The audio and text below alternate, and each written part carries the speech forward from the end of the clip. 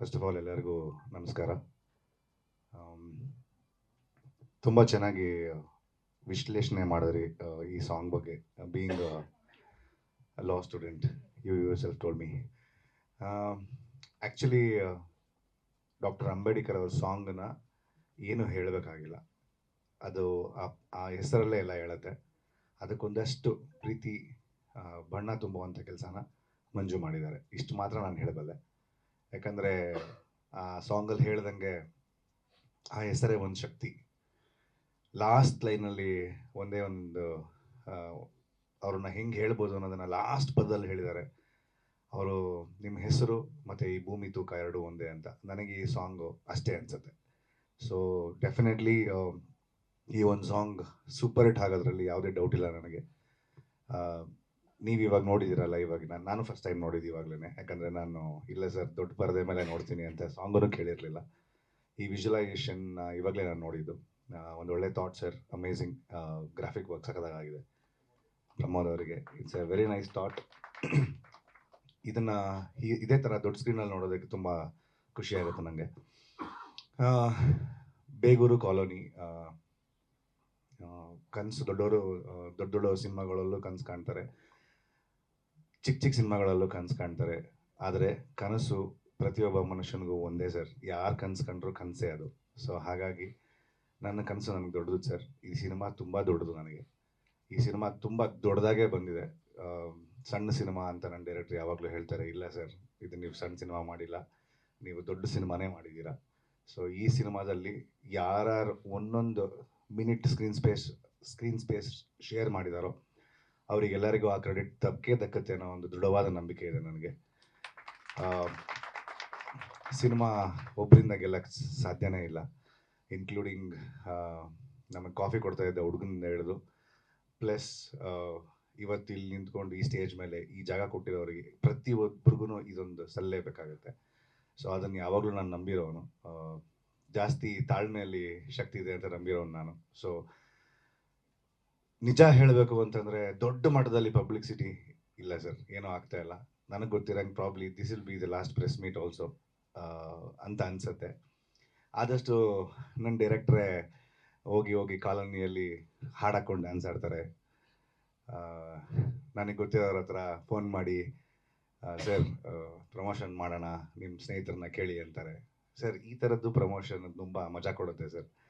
ದುಡ್ಡು ಖರ್ಚು ಮಾಡಿ ಅವ್ರವ್ರ ಕೆಲಸ ಅವ್ರು ಮಾಡಲಿ ಅಂತ ಬಿಟ್ಬಿಟ್ಟು ಪ್ರಮೋಷನ್ ಮಾಡೋದನ್ನು ನೋಡಿದ್ದೀನಿ. ಬಟ್ ಆ ಥರ ಮಾಡಿದ ಸಿನಿಮಾನು ಸೋತಿದ್ದು ನೋಡಿದ್ದೀನಿ. ಕಲಿಕೆ ಅದು.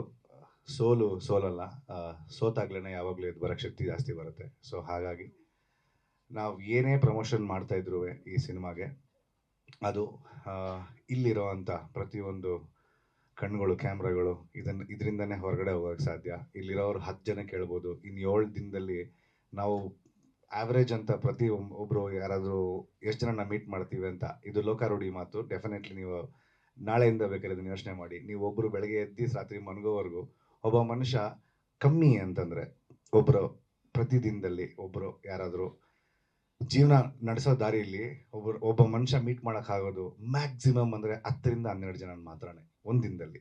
ಯಾರಿಗಾದರೂ ಇರ್ಬೋದು, ಅಪ್ಪ ಅಮ್ಮ ಸೇರಿಸಿ. ಸೊ 10 ರಿಂದ 12 ಜನ ಅಂತಂದರೆ ಇನ್ನು 7 ದಿನ ಇದೆ ನನ್ನ ಸಿನಿಮಾಗೆ.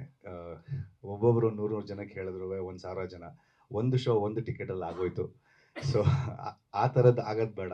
ಒಬ್ಬರು 4 ಜನಕ್ಕೆ ಹೇಳಿ, 4 ಜನ 10 ಜನಕ್ಕೆ ಹೇಳಿ ಅನ್ನೋದೇ ನನ್ನ ಆಸೆ ಕೂಡ. ಇಲ್ಲಿರುವಂಥ ಮಾಧ್ಯಮ ಮಿತ್ರರಿಗೆ ನಾನು ಕೇಳ್ಕೊಳ್ಳೋದು ಇಷ್ಟೇ ಸರ್. ಡೆಫಿನೆಟ್ಲಿ ಯಾವಾಗಲೂ ತುಂಬ ವಿಚಾರಗಳಲ್ಲಿ ನೀವು ಕೆಲಸನ ಬ್ರೆಡ್ ಆ್ಯಂಡ್ ಬಟರ್ಗೋಸ್ಕರ ಮಾಡಿರ್ತೀರ. ಬಟ್ ಈ ಸಿನಿಮಾಗೆ ನಾವು ಪ್ರೀತಿ ಹಾಕಿ ಮಾಡಿದ್ದೀವಿ, ಕಷ್ಟಪಟ್ಟು ಮಾಡಿದ್ದೀವಿ. ಸೊ ಹಾಗಾಗಿ ಈ ಪ್ರೀತಿಗೆ ಪ್ರತಿಫಲ ಸಿಗಲೇಬೇಕು. ನನ್ನ ಪ್ರೊಡ್ಯೂಸರ್ ಇಲ್ಲಿಲ್ಲ ಇವತ್ತು, ಹಲವಾರು ಕಾರಣಗಳಿಂದ ಅವ್ರು ಬರೋಕ್ಕಾಗಿಲ್ಲ. ಈ ಥರದ್ದೊಂದು ಪ್ರೆಸ್ ಮೀಟಿಗೆ ಬರೋಕ್ಕಾಗಲ್ಲ ಅಂತಂದರೆ ಪ್ರಾಬ್ಲಿ ಇದಕ್ಕಿಂತ ಏನೋ ಒಂದು ಬೇರೆ ಕೆಲಸ ಇದ್ದೇ ಇರುತ್ತೆ ಅಂತ ಅನಿಸುತ್ತೆ. ಆದರೆ ಅವರಿಗೆ ಇಲ್ಲಿರೋಂಥ ಎಲ್ಲ ಕ್ರೆಡಿಟ್ ದಕ್ಕಲಿ, ಈ ಸಿನಿಮಾ ಸಕ್ಸಸ್ಫುಲ್ ಆಗಲಿ ಅಂತ ನಾನು ಇಲ್ಲಿಂದನೇ ಅವ್ರಿಗೆ ಕೇಳ್ಕೊತೀನಿ. ಬೇಗೂರು ಕಾಲೋನಿ ಯಾಕೆ ನೋಡಬೇಕು ನೀವು ಅಂತ ಹೇಳಿದ್ರೆ, ಸರ್ ತುಂಬ ವಿಚಾರಗಳನ್ನು ತುಂಬ ಸ್ಟೇಜಲ್ಲಿ ಹೇಳಿಬಿಟ್ಟಿದ್ದೀವಿ ಬೇಗೂರು ಕಾಲೋನಿ ಸಿನಿಮಾ ಬಗ್ಗೆ. ಈ ಸಿನಿಮಾದಲ್ಲಿ ನಾನು ರಾಘವ, ಇವರು ಶಿವ, ಡೈರೆಕ್ಟ್ರು ಕೂಡ ಹೌದು. ಕ್ಲಾರಿಟಿ ಏನು ಅಂತಂದರೆ, ರಾಘವ ಶಾಂತಿ ರೂಪದಲ್ಲಿ ಹೋರಾಡ್ತಾನೆ ನಿಮಗೆ ಕಾಣ್ತಾ ಇರೋ ರೀತಿಯಲ್ಲಿ.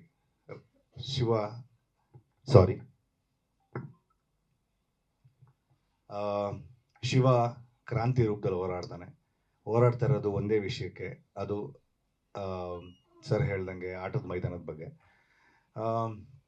ಎಷ್ಟೋ ಜನಕ್ಕೆ, ತುಂಬ ಜನಕ್ಕೆ, ಸುಮಾರು ಜನಕ್ಕೆ ತನ್ನ ಮಕ್ಕಳುಗಳಿಗೆ ಹೊರಗಡೆ ಶಾಲೆಗೆ ಕಳಿಸಿ, ಒಳ್ಳೊಳ್ಳೆ ಬೇಬಿ ಸಿಟ್ಟಿಂಗ್ ಕಳಿಸಿ, ವಾಪಸ್ ಮನೆಗೆ ಬಂದಮೇಲೆ ತಮ್ಮ ಕೆಲಸಗಳಲ್ಲಿ ಬ್ಯುಸಿಯಾಗಿ, ನೀನು ಸೈಲೆಂಟಾಗಿರೋಕ್ಕಪ್ಪ ಕೂತ್ಕೊಳ್ಳೋಕ್ಕೆ ಮಕ್ಕಳಿಗೆ, ನೀನು ಸೈಲೆಂಟಾಗಿದ್ದರೆ ನನ್ನ ಕೆಲಸ ಆಗುತ್ತೆ ಅನ್ನೋ ಟೈಮಲ್ಲಿ ಅವ್ರಿಗೇನೋ ಒಂದು ನನ್ನ ಜೋಬಲ್ಲಿರೋ ಮೊಬೈಲೋ ಒಂದು ಲ್ಯಾಪ್ಟಾಪೋ ಕೊಡ್ಸೋದು ತುಂಬ ಈಸಿ. ಬಟ್ ಎಷ್ಟೋ ಜನಕ್ಕೆ ಅದು ಆಗಲ್ಲ. ಎಷ್ಟೋ ಜನದ ಮಕ್ಕಳು ಗ್ರೌಂಡಿಗೆ ಕಳಿಸಿ ಆಡಿ, ಅವ್ರು ಅಲ್ಲಿ ಚೆನ್ನಾಗಿರಲಿ, ಅಲ್ಲಿ ಚೆನ್ನಾಗಿ ಬೆಳೀಲಿ, ಆರೋಗ್ಯ ಕಾಪಾಡ್ಕೊಳ್ಳಿ ಅನ್ನೋದಿರುತ್ತೆ.